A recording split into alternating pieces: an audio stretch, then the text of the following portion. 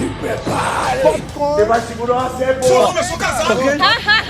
Me permita concluir, rapaz. E agora vai entrar o grosso. Deixa o Queiroz de lei. E a minha família? E eu aqui? Liberta meu pai! Liberta meu pai!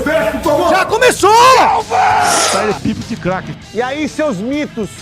Tudo bem com vocês? Vai dar! Não vai dar! Paulinho Tic-Tac está triste. Descobriu que o advogado do mito e dos demais réus não estão nem aí para as aventuras da guerra EAD dele e do Bananinha. Além disso, descobriram que o advogado do mito é o maior fã do Xandão. Ainda em 2024, o advogado do mito estava chamando o mito de golpista e apoiando 100% o Xandão. Eu sinto que a missão não foi cumprida. É isso que temos pra hoje. Já capricha no like e ative o sino. Senão o Bozo volta. Quem não deixar o like e não se inscrever é corno. Dia 7 será o nosso dia. Com letra G, Porque letra garrafal. amanhã será o dia da vergonha.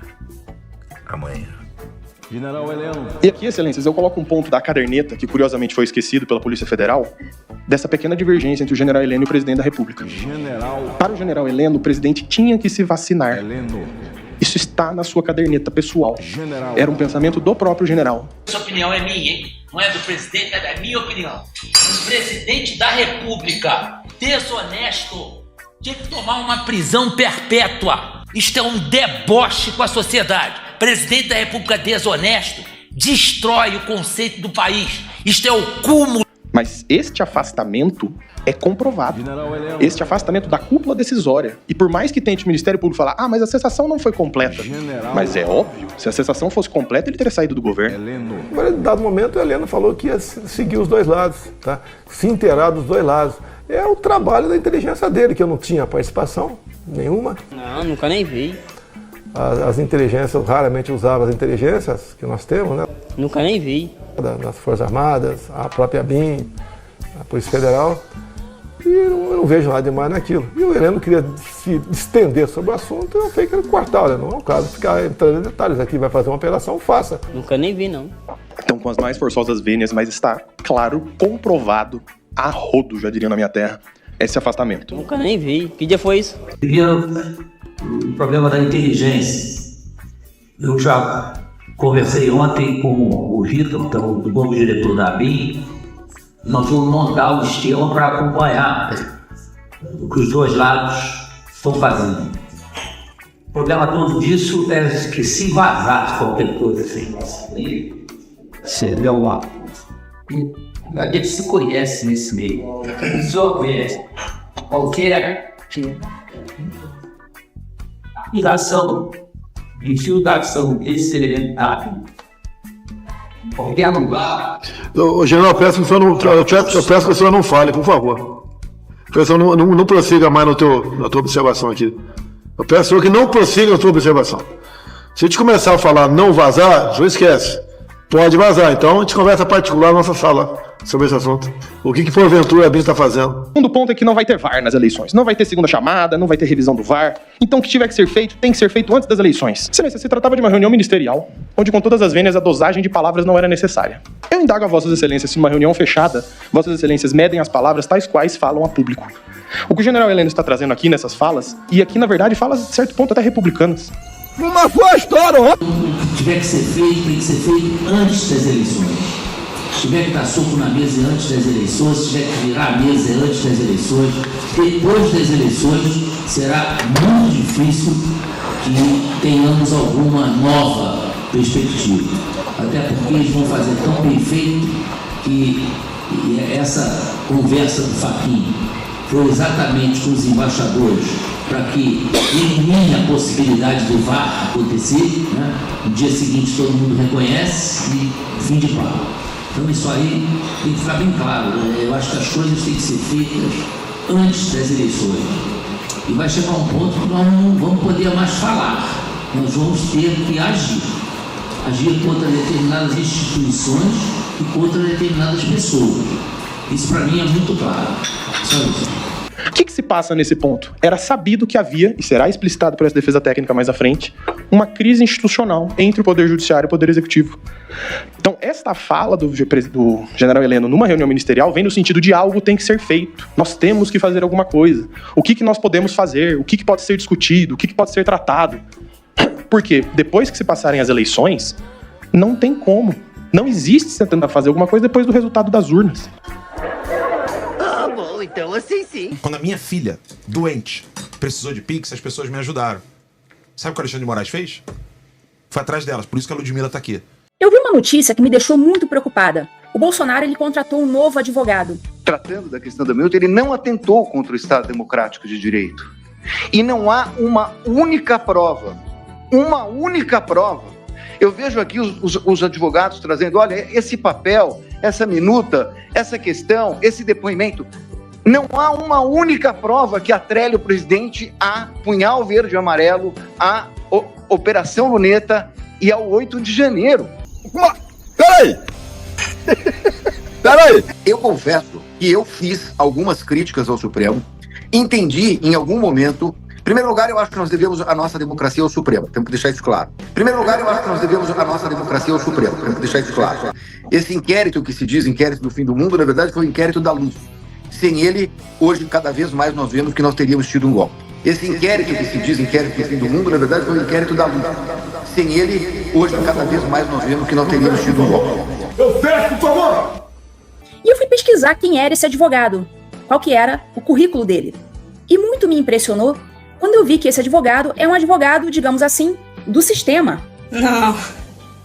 Eu não acredito. Aliás, nem o delator, que eu sustento que mentiu contra o presidente da República, nem ele chegou a dizer participação em Punhal, em Luneta, em Copa, em 8 de janeiro.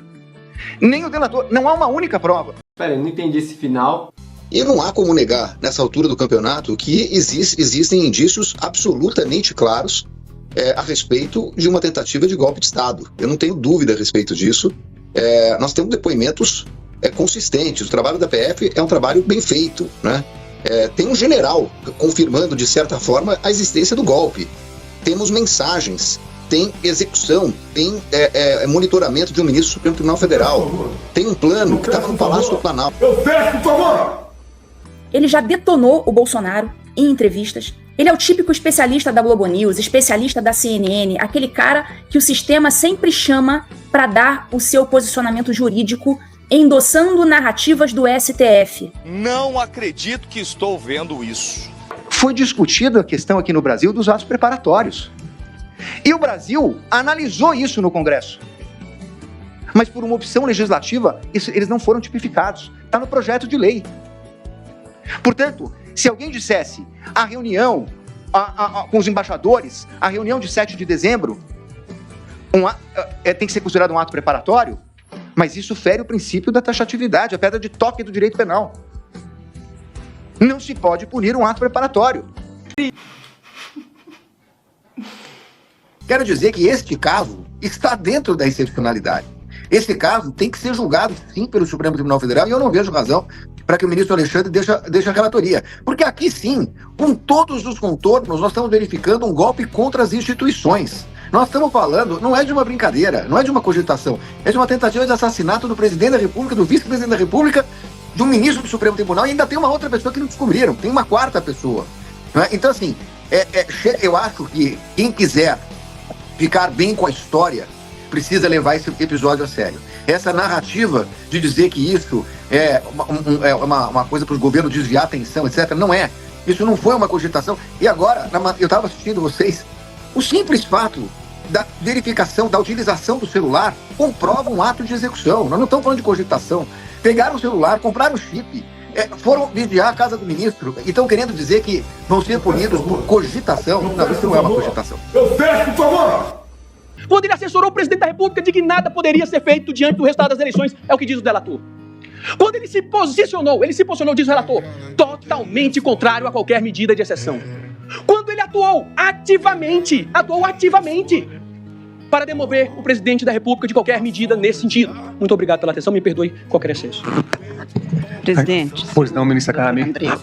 Pudesse apenas, doutor André, fazer uma um esclarecimento, porque Vossa Senhoria, eu copiei aqui 5 vezes, diz que o réu, neste caso, o cliente de Vossa Senhoria, aspas, estava atuando para demover o presidente da República. Demover de quê? Porque até agora todo mundo diz que ninguém pensou nada. Claro, claramente, Vossa Excelência. Demover de adotar qualquer medida de exceção. Muito obrigado. Atuou ativamente. E é a prova dos autos. Obrigado. Muito obrigado.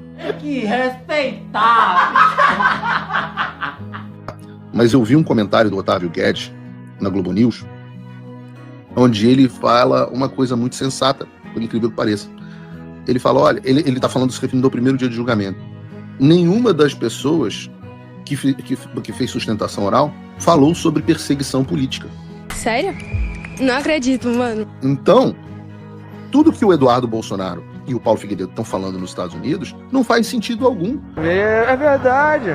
Se chega na hora do julgamento e nenhum dos julgados tem coragem de dizer que está sofrendo perseguição política. Eita! Não! E eu falo isso com enorme tristeza. Porque ele tem razão. Eu vou dar razão. Eu também. Ninguém falou em perseguição. Nenhum advogado chegou lá e falou, olha, esse tribunal é espúrio. Esse julgamento não deveria estar ocorrendo. Ou, como diz o Trump, esse julgamento tem que parar imediatamente, em letras garrafais. Nenhum deles disse isso. Então, é a prova de que não há uma ditadura judicial. Eu faço isso aqui quase que em tom de desabafo. Eu sinto que a missão não foi cumprida. Bem, esta representação teatral foi montada e dirigida pelo seu Madruga. Mas, por favor, não caçoem dele. Talvez a vocês o trabalho dele pareça tolo, inútil, comum, vulgar. Sim, concordo. Mas é que devem levar em conta que se trata de um indivíduo sem nenhum preparo. De um pobre diabo que nem sequer concluiu o primário. De um pobre infeliz que mal aprendeu a ler e a escrever. De um rei... Eu peço, por favor! Deixa-me continuar, seu Madruga. Dom João Ninguém. Se você gostou desse vídeo, deixa o seu like e compartilha com todo mundo. Se ainda não é inscrito, inscreva-se, ative o sino para receber os novos vídeos. Obrigado pela audiência. Fui.